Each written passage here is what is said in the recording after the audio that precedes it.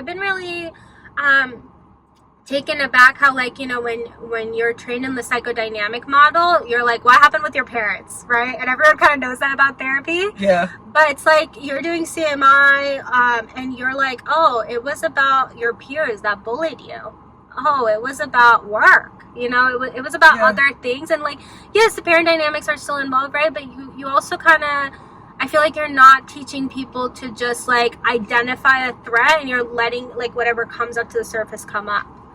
It's so interesting that you bring that up, because when we think about attachment, generally in our field, we think of the parental figures. Yes. But we don't think about the attachment that happens with others. Like for myself, one of my safe attachment figures was my brother. He's only a year older, but he was my protector. He'd get between me and the belt, you know, when I was getting whooped.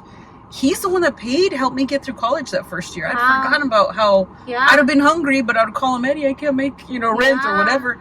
And because he went to the military, he had a consistent paycheck, and he helped pay for my college, like not my parent. Yeah. And so I think these are the things where sometimes cultural dynamics play a role.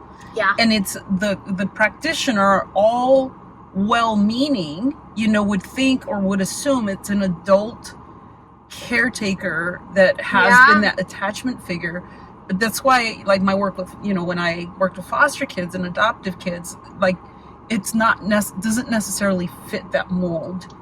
So there's other attachment figures that could play just a crucial of a role. That's right. In both the providing a structure or a reference point, but also in where the damage is done when there's a loss. And I think that's something, like with CMI I have also discovered, is that when we're looking at what you would call maybe traditional, you know, hierarchy or the way a family is structured, any outliers that you have that doesn't meet that, we miss it. We miss it because as practitioners, we're taught to look for parental figures. That's right. We're not trained to be open to, like, attachment ruptures. Yeah. Period. And attachment rupture to a sibling could be more damaging sometimes. That's right. Depending on the client, the individual. Yeah.